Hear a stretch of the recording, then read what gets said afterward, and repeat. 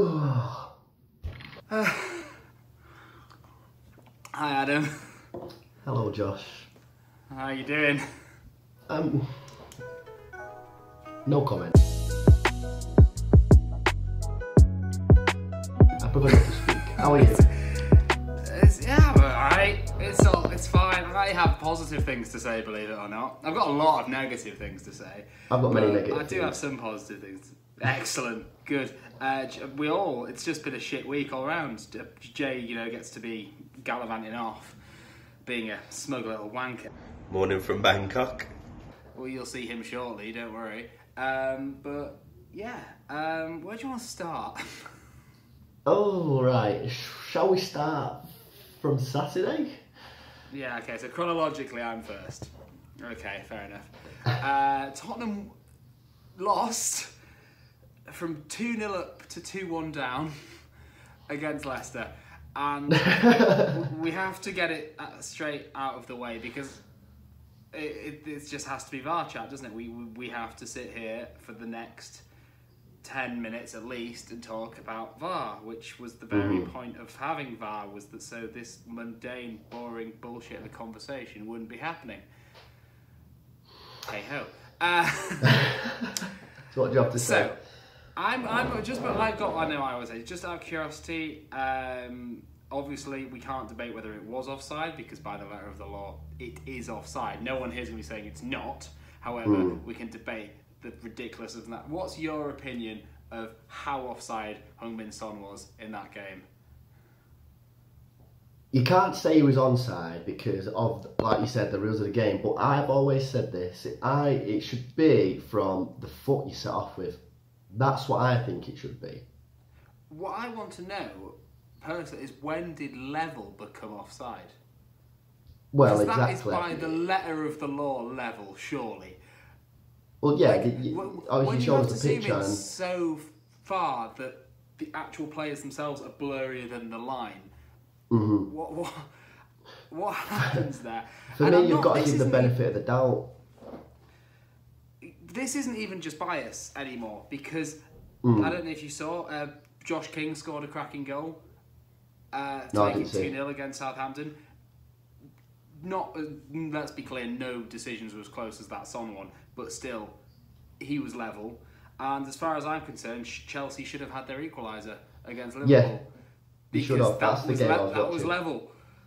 And I just don't understand. But then I wouldn't mind all this. But Arsenal are allowed to handball the ball in the last minute and lean into it. It's not. VAR's not going to check. VAR's not going to look at that and be like, fair enough. I don't understand because how can you say that VAR's only to clear up clear and obvious things and not human error? Unless it's offside, then we can't trust the humans. Then we can't trust the job where there's literally fucking people on the line to check that. I don't understand anymore. We've never understood from the start, though, have we, really?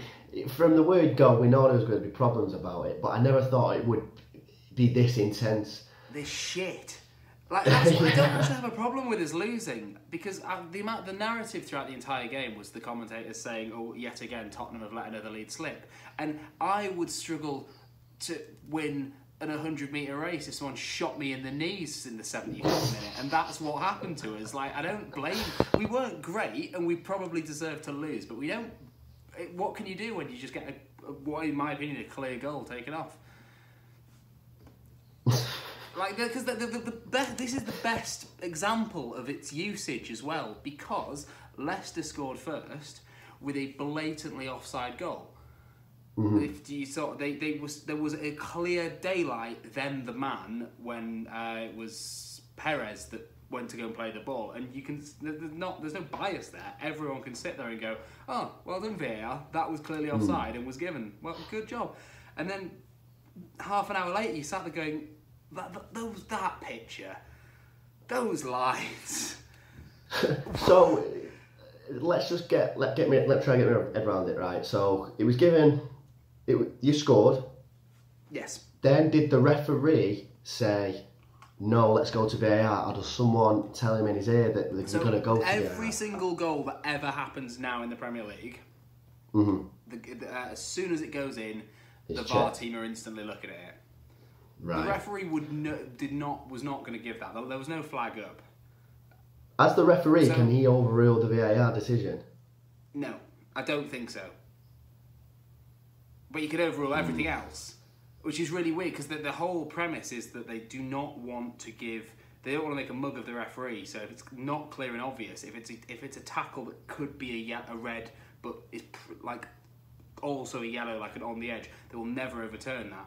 But for some reason, they don't overturn everything. They overturn some things. It's tiring, isn't it? The Arsenal handball, and then because we got I know it's a different competition. It's UEFA in regard to the FA, but you're telling me that Arsenal's you know the handball I'm referring to. You saw it. Yeah, I saw it. Yeah. For Arsenal, show me that. And side by side next to Sissoko's Champions League final handball. Like, where's the consistency anywhere? And it's not just Tottenham. Chelsea, Bournemouth didn't get robbed because they still won and thrashed Southampton. But Chelsea could have come away with that game with 2-2 from what I saw as well, because that wasn't offside. And, nothing would have helped United this week. Yeah. But, so I don't mind. It's Leicester. Once Leicester get their wind in, they spent an entire fucking season with the wind under their sails, and you can see what they can do. So once they get that boost, they're one of the hardest teams to play, probably. Yes, United beat them, Chelsea drew against them, we performed worse against Leicester, but it was circumstance, and I'm not that upset. So overall, performance-wise, let's fuck VAR off now. I'm done talking about that. How do you feel? Okay. It wasn't great. Eriksen was poor midweek against Olympiacos, and he was poor when he came on yesterday. But at the same time, we're looking at a squad where Eriksen wants to leave. Lo Celso, his replacement, the guy that we should be phasing in, is injured. Ali's not fit enough to start. We actually played really well with a midfield three of Winks, Sissoko and Ndombele, which I didn't think would happen. We would play well with that. And then, I hate to say this, because there was once upon a time I loved him, we subbed Wanyama on, and oh my fucking Christ, no.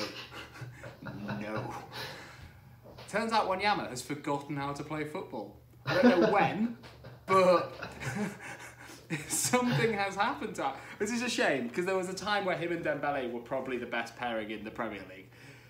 But I won't go that far, but I know what you're saying. No. Do you know there was that one? There was this when we.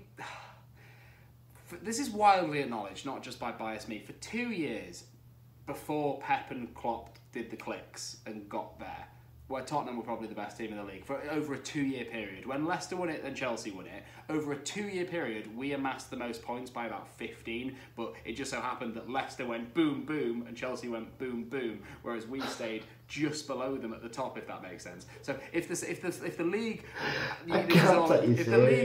no, I'm not being stupid, but just statistically, over 2 seasons, Tottenham amassed the most points by far. It just so happened that Leicester became freaks, and then Conte came in and did freaky things.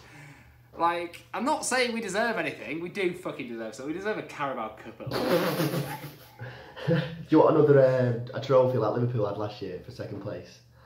Yeah, no, I just want the Carabao Cup. Do you think Eriksen's gone in January?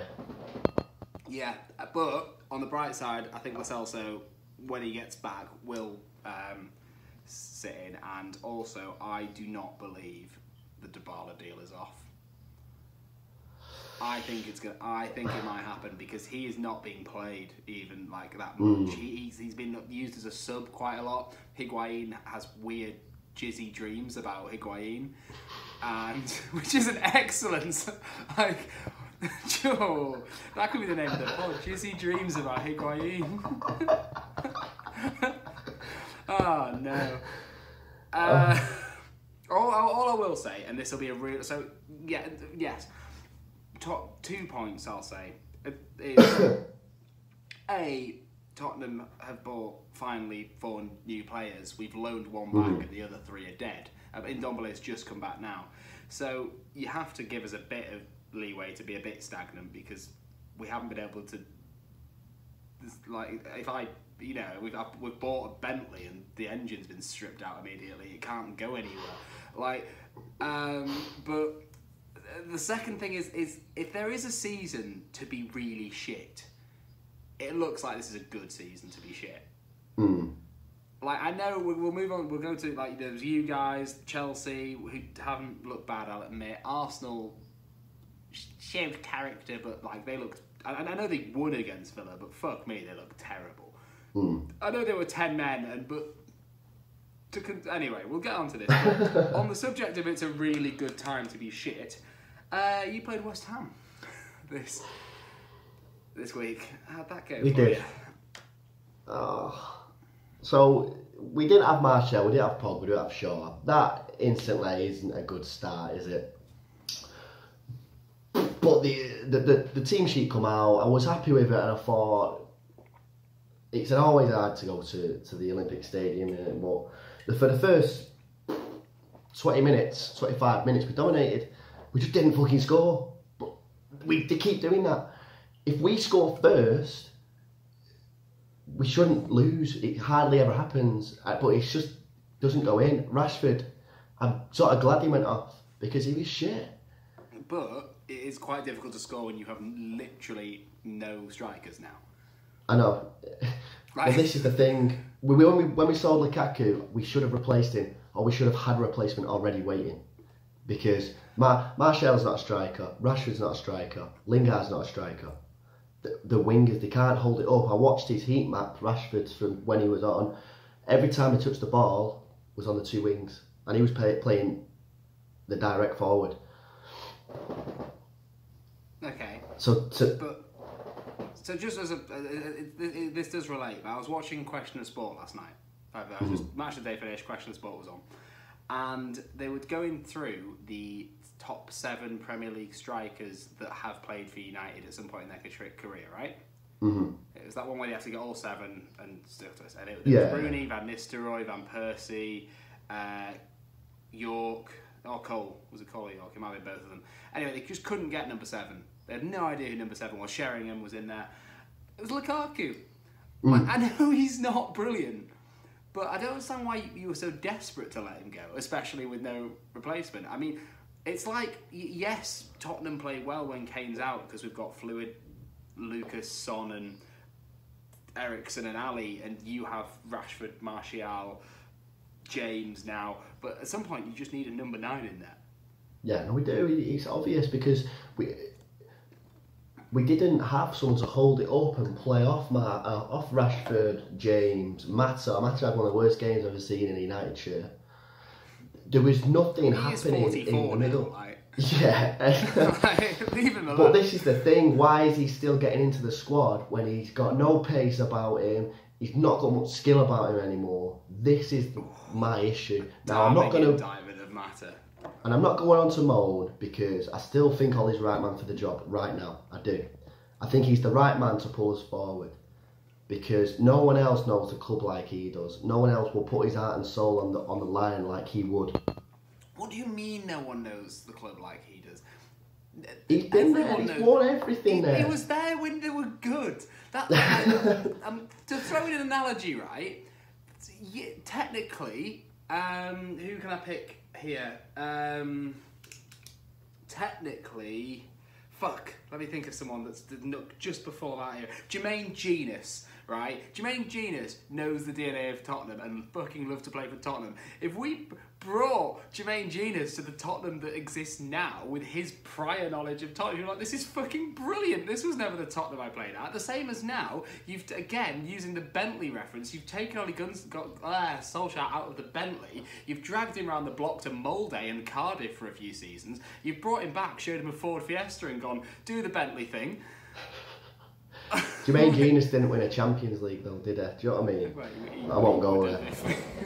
No, but I'm just saying that it's a different club. Do you see what you heard about the mosaic thing at the training ground? No.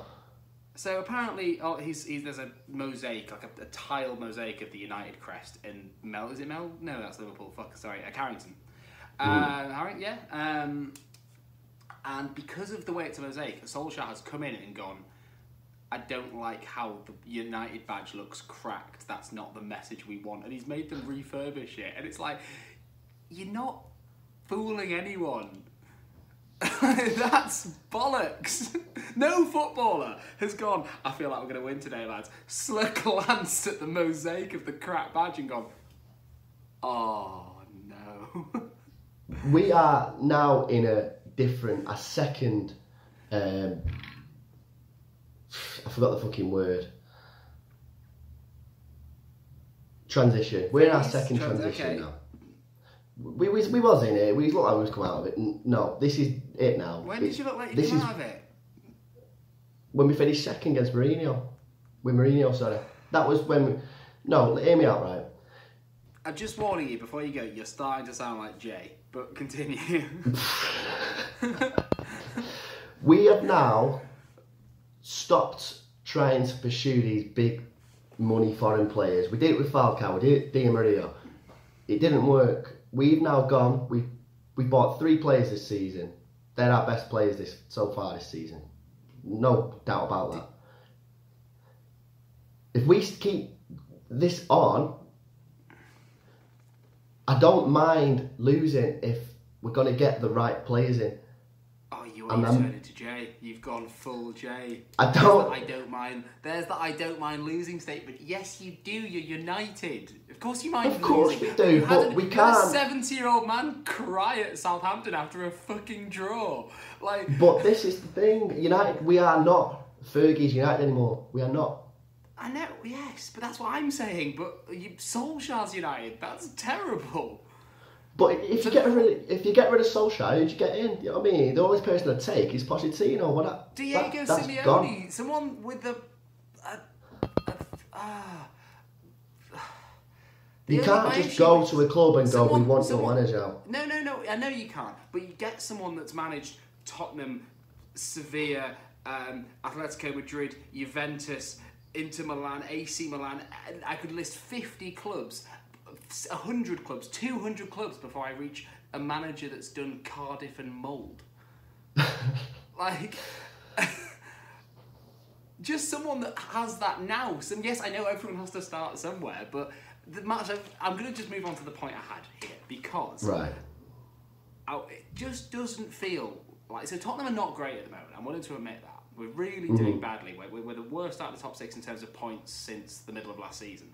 However, I always feel with Tottenham there's a bit of a plan, even if Poch leaves, because of what we've done with the stadium, what we've done with the training ground, the facilities, the upwards trajectory that we've gradually been on.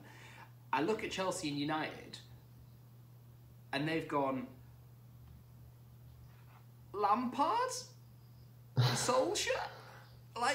Yes, it's not being the worst, and it's not, obviously Chelsea are doing well, but no way 3 years ago they were like, that's the long-term plan.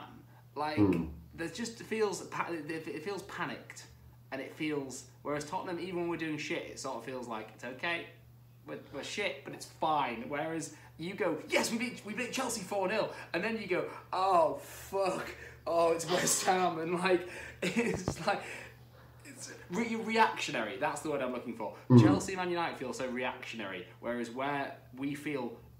I feel like Tottenham is proactive. It doesn't always go well, but we're proactive, whereas you guys are reactive. And I don't think there's a reactive way to run a football club healthily now. But what you've got to look at with Tottenham, yes, they've just moved into a new stadium. That is there and then. You've got Pochettino, one of the best managers in the world. He is. We don't have that. And we have the history, yeah, but I don't like going back to it. We can't keep going, we're not the same as we was under Fergie. That's obviously going to happen. It's a slow process. The club up top aren't doing the right things. That needs to change. But I talk too much about that and it winds me up. But I like the way Ollie runs the club. I do. And I do still think he's the right man. You can't, if you go through a shit spell, you can't just get a new manager every 2 weeks, can you? Do you know what I mean? We have to trust somebody. By doing. Yeah, but they're not as successful as us, are they? I was joking. No one wants that for their club. Not even Jay wants that for his club, no matter how much success he's had. But I have faith, and we need to trust him, and we can't trust him if we're going to be fucking wanting him a different manager every 2 weeks. Do you know what I mean? Okay, here's my question for you. And there isn't a right answer because obviously someone would have thought if you know the answer, then you need to be on the phone to someone. But what do Tottenham, Chelsea, United, and Arsenal need to do to bridge that gap between what is clearly Liverpool and City now?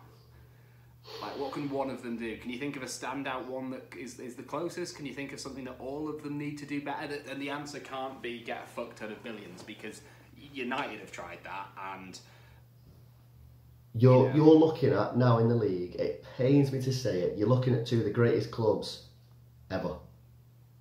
Teams in the Premier League or in the world. In the Premier League, the Liverpool team now and the City team now are the best teams you will ever see in the Premier League for a long, long time. We're not below them. They're just miles ahead of us. Are we not? That's the way I see it. I'm sure we're not hitting the 80s and stuff. Well, we are. Yeah, I guess we are. We're not anymore. We probably won't this season, any of us. But so is the answer to the question then? We know that Pep has never survived past. I mean, how was it? 3 seasons at Bayern, 4 at Barca, was it? Or was it 3 at each? So Pep's already on season 4, and Klopp was fantastic at Dortmund, and it all burnt out eventually. So is your answer to the question, which I think it might be, the other 4 just have to wait? It's not as simple as that, but in a nutshell, probably. Yeah.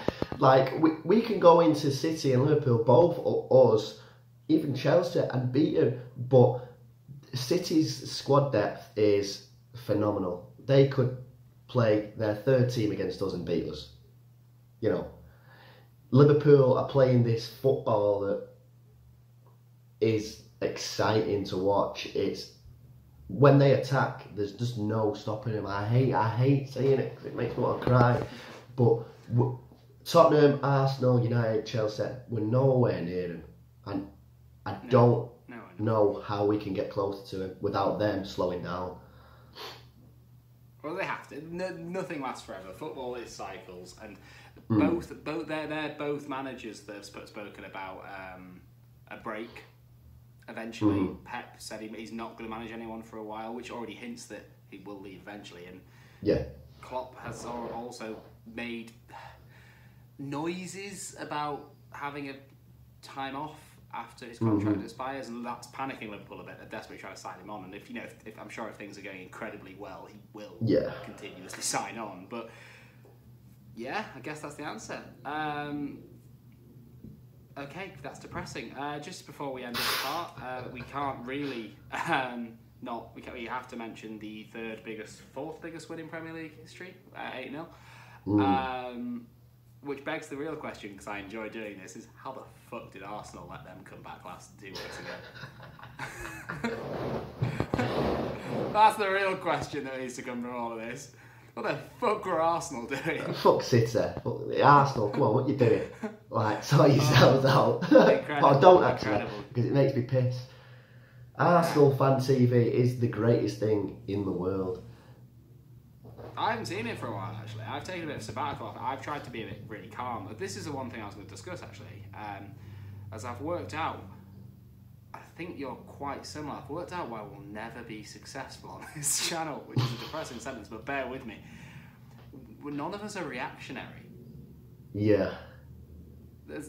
We need to just go for it and be like, I need to Poch out. I need to petition that Poch never steps foot in my football club again. You need to beg people to murder Jesse Lingard. And I don't know. Jay needs to be fuming with Roman Abramovich, and suddenly we'll be fine. We just need to lie and pretend that we're really, really angry about this shit. Well, our reactions to the matches are usually just this. It's just fine. It's just fine. It's sad. But yesterday, Saturday was one of my most depressing ones for a while, just because I was there I'm disappointed, but I don't know if I was disappointed at Tottenham or just... It's the first time I properly thought, is football becoming bollocks? When I watched that become off... I thought about it so many times the past few weeks. If I watched it back as a player, I would be fuming. fucking fuming. I'd be like, what is the point? Like, do you know what I don't like? So I've brought this point up a few times, and then we'll end this part. But in the World Cup, they kind of fucking internet connection, man. For me being far too hot. FIFA 10, look at that. I'm gonna stop it actually. Oh fuck! I had a point. Right, hello. Sorry, I had a point, and the audio's died. I forgot the point, but that's probably for the best, really, because we'll end the part here, and we'll talk about something else in part 2, including the Carabao Cup.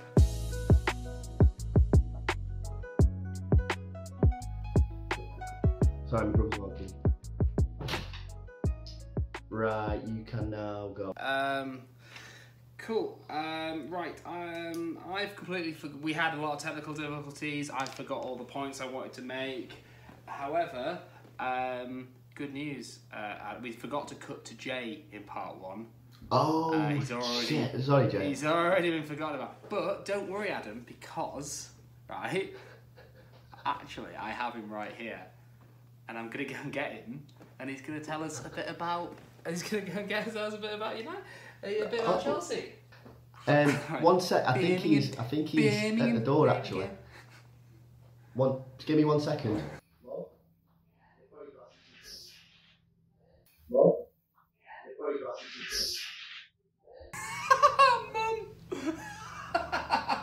Jay's back. Good. Oh, bloody hell. Sorry about that. Oh wow, they're much more Jay than mine. Wow. Sorry about that. I can't do it for me. Right, I just have to. I can't see shit out of these. Right. Hey. Birmingham. So I just think that's the best I can do. Is a bit of a Birmingham. I just do. That's all. Oh, fuck. So is the Birmingham accent. What can we do? Like... Well, right. What I think happened was right. We didn't play very well, did we? They had the free kick. What? I can't do this.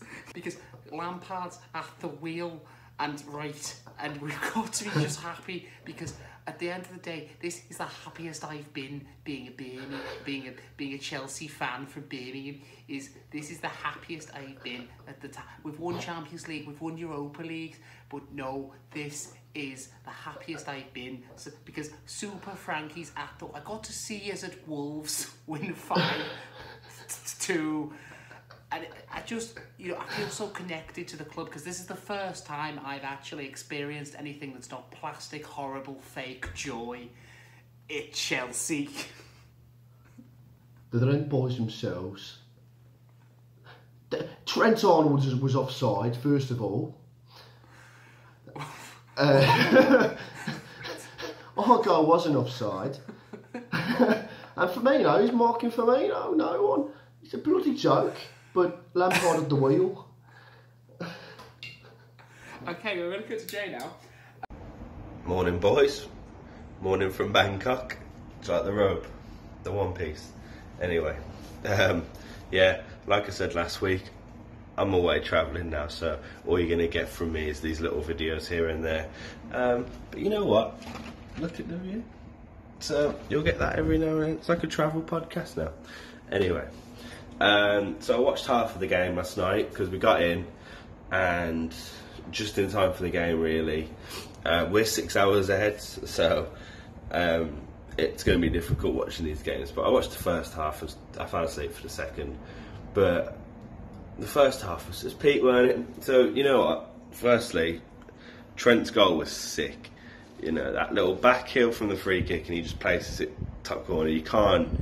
No one could take that away from him. That was just a brilliant goal, so fair play for that. Their second was just inevitable because we got ours taken away, and to be fair, rightfully so. Mason was offside. It's slight, but he was. It was sad, but oh well. But it's like, oh, we've just got one taken away. Of course, they're going to go score one and put us down even more. It's just how life works. So there's that, and then. I watched the highlights for the second half, see what actually happened, and we should have got at least a draw out of it. N'Golo, you're a little star. That goal was like Hazard-esque, the way he just runs at people and pings it. Like, that's Liverpool, man, and he's just doing that, like N'Golo. But we could have scored more. I think N'Golo could have scored more. Tammy had that opportunity in the first half, which he should have put away. Could have dinked the keeper. Don't get me wrong, keeper did well, but could have dinked him, could have done something. What else? Batshuayi could have got one. Even Mount could have got one. So, in theory, if we were taking these chances, which aren't just little shots, they are big chances. We're getting behind the defenders and that. We could have been 3. It could have been 3-2. It could have been 2-2. I would have took 2-2, I think, because Liverpool's so strong. But oh well. That's life. I think that's it. We've got Grimsby Town at, I don't know what time. It's 1 a.m. here or some shit, so I'm not going to be watching that. I'm not getting up to watch fucking Grimsby Town. But that's in the Carabao, so if we don't win that, that is just sad. But it's a time we can rest some players with that one, because there was a stat yesterday where Aspi has like played every fucking game for us for like 2 seasons, maybe, something ridiculous. So let him have a minute. Let lads like Gilmore play a little bit. It's maybe even a chance to get Callum and Reece James in the fold and see if they're fit enough. So it's a good thing that we got it. It's almost like a break, but Grimsby are going to come at us, but no one really cares about the Carabao, do they? Right, that's me, boys. See you later. I'm going to be fucking rinsed for that. Bye! Have you ever seen Jay without his glasses? No, not really. No, he becomes a panda. It's incredible. I'll ask him to send a picture in. Anyway, cool. Right, part 2. We have the Carabao Cup coming up against Colchester. And I have so much to say about this. You don't know who you have, do you? We have Rochdale tomorrow. Oh, you have Rochdale. That's quite exciting. That's a It's a Manchester derby. That's the finest Manchester derby there is. Well, Rochdale aren't very good. I know that. No. My chef at my old work and a guy that I worked with called Dan were both Rochdale fans, and they were never too happy about the football. Well, it's one of those games here. I think for all of us, I don't know who Chelsea are playing, but it's going to be one of those where it's going to be a youth academy indulged game, isn't it? All I want to see against we have Colchester. Okay, I guess I'm doing a roundup of the Carabao Cup. So we can never discuss it again. That would be lovely, please. Tottenham and United were absolutely beyond dreadful. Tottenham did not get what they deserved because of that, and United got a small slice of luck, which was undeserved equally. Chelsea were completely emphatic against Grimsby, and to be honest, all three of us should have been emphatic. This is Colchester, Grimsby and Rochdale we're talking about. Not to be disrespectful, but top 6 clubs probably should be winning against those. All that means that Tottenham don't have to play any more Carabao games. Chelsea and United play, so there's an exciting one for Jay and Adam. Arsenal get battered by Liverpool, and I assume then City got drawn against someone nice and fun. I don't actually know who. But yeah, brilliant. Great. Carabao Cup. Not this year, Tottenham. Against Colchester is we have, I don't know if you've heard of him, we have a young Irish prospect, 17-year-old, called Troy Parrott.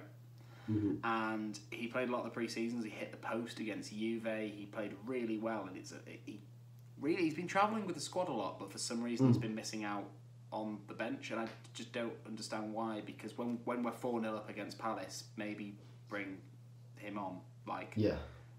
That's a good opportunity to bring him on rather than Wanyama. I don't think we brought Wanyama on, but still, he was on the bench.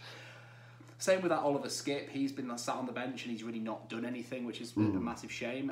But this Troy Parrott kid scored for his first under-21 Ireland goal in the same stadium that Harry Kane scored his first ever Tottenham goal against Shamrock Rovers. So omens. You're trying so hard to make comparisons there. He is the next Harry Kane. He actually looks really good. Troy Parrott, one for the future. Fuck Tataya Chong. No, sorry, who's that? Greenwood looks good. Chong. My favourite Someone player said to me that Chong. Sorry, my favourite player that's come from the youth this season is Gomez. I really like the look of him. He's got such a low centre of gravity. He should start. Chong should start. However, he wasn't very good against whoever the fuck we played on Thursday. I had someone tell me that Chong was the next Nani or Valencia. I think Valencia, and I think that was made, and it was almost an insult. Whereas I think Chong would be very lucky to have the career that Valencia had. Yeah, that's true. Like, that's not a bad career. Like, it's fine. Yeah, so great. And then we have a bit of a run of games. We discussed this quite a lot on the pod before 2 weeks ago. But like we have quite a lot of games where we should be picking up points. I think we have Watford in amongst that, and we have Brighton and Southampton, I think. So you've got Bayern, and then we've got Southampton, Brighton, and Watford. Yeah. So that's not a bad run. That. You know, hopefully that's.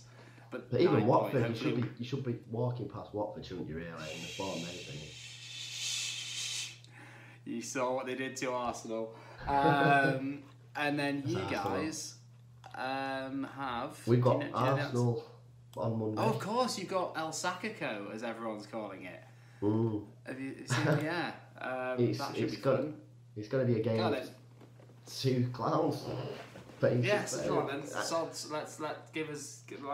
By the time we record the next one, we'll probably have to do it on Thursday or Tuesday or Wednesday. So...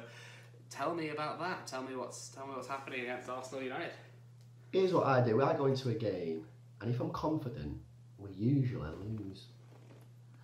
I went into the Chelsea game not wanting to play him one bit, and we beat him 4-0. So, I think we're going to get beat. I'm not confident at all. Good. Excellent. I just think, I know, and we'll just talk about this briefly, I know they beat Villa with 10 men. Well, character, brilliant, yay, great. But has there ever been a worse top back four? A worse top six back four? Oh, it's probably not. I couldn't even. I think David Luiz in that now just makes it even better because I can't stand the guy, honestly. Well, he's starting to prove me right. The amount of people have told me that David Luiz was such a steal for 8 million because what other defender can you get for 8 million? And it's like, but no, he doesn't improve your team at all. Oh, fuck. Right. Because he's not a positive influence on a team. He's not. I'll send you it after this. There's a beautiful, beautiful edit that the BBC put together of the 7-1 demolition of Brazil, and just if you ever forget that David Luiz isn't a competent defender unless he has someone truly brilliant next to him, or two in the case of a back three, then just watch that video and remember what happened as soon as Daddy Thiago Silva got stripped away from him. So, right, we're going to end, but first I'm going to list you, I'm going to tell you about one thing, and then I'm going to quickly talk what Neymar, okay? Are you ready? That's the final stretch. Okay. Have you heard, do you listen to the Guardian Football Weekly at all? No, I do not. Right, I'm going to give you, hopefully this lasts, but I'm going to give you what's the Wilson paradox that was given on the Guardian Football Weekly, because I genuinely believe it'll blow your mind, because it's mental. Okay. Right. So do you know the handball's different from attackers to defenders now, yeah? Yeah, I know. Yeah, the new. Imagine if me and you are on the same team, right? And the ball, I'm defending, I'm centre back. The ball gets blasted at me from a yard out, like literally a yard out. It hits my hand. There's nothing I can do about it in my own box, right? The ball bounces down from my hand and hits the ground, and then from that I just fuck my foot through it upfield, right, where you are on the shoulder of the last defender, right? So you sprint through onto the bouncing ball, you take a touch and score, right? Yeah. Even though that handball would not be given because it favours defenders now, because it would technically be the assist for your goal, they would have to then bring it back because it would be in the build-up to the goal, and therefore making it a foul, and suddenly it's a foul in the box, making it a penalty. So the correct thing for you to do in that scenario is run past the defenders and miss the net. The net. In order to not concede a penalty, you would miss. That's what football's become. That's ridiculous, ain't it? So that was fun. That was on The Guardian, which is my favourite of the podcast. That isn't this one, obviously. I'm kidding. It's far better than this. And finally, have you seen what Neymar's been doing? No, well, I've heard about all this throughout the summer and stuff with his sort of But so since then he's and all that. scored. But so then he came back to the stadium and all the fans chanted like "Fuck you, Neymar! We don't want you in our club." And since then, he's scored one in a 1-0 win in the 91st minute, a bicycle kick. And then last night, he scored in the 87th minute in a 1-0 victory against Lyon. So he must be doing that on purpose. I reckon he keeps missing sitters just so he can look at them and be like, fuck you all. Look how much, apologise to me now, look how much you need me. Yeah. He's definitely going to go back to Barcelona for me. Yeah, but then what do you do with that? I mean, they're all shit at the moment. This is why there's no loyalty in football anymore, is there? This is why things are going to get interesting as well, because they're both shit. Have you seen them? They're both shit. Yeah. Well, I'm sure Barca are sixth. I'm sure. They're just the way they play. Like they're just awful. Same with Madrid. Same with Bayern. Same with. They're all. Football's dying. Well, that's funny enough because I checked all the top 6 leagues, and Inter are top of the Italian league. Yeah, they're perfect. Granada, I'm pretty sure. Yeah, Granada beat Barcelona. Soldado's new team. Bring him back. Bayern are third in the Bundesliga. I'm pretty sure. Yeah. Leipzig are top of that. I think it might be Leipzig. Yeah, it's pretty, and PSG obviously they are still top, but they're not convincing enough, are they? Yeah, maybe football's just dying, Adam. Maybe it's time to start finding a new sport. What should we do? I'd rather not. Well, you know what badminton, the racket boys. The racket. Net. Okay, it's time to end now. Yeah. Okay. I think that's a good. Right. What we'll have to do maybe is discuss our technical difficulties before the next time, and we'll see if we can fix that. Maybe Skype. Yeah. Skype would be a throwback. Skype, that's a shout to be fair. Okay, right, we'll do that. Or okay, it's been fun, and I'll see you multiple times. Yes. Yes. Right. Okay. Goodbye. Fuck. No. Tell your dads all that. Yeah. Fuck. It's a shambles. Turns out Jay's the glue. He's not. I'm lying. Bye.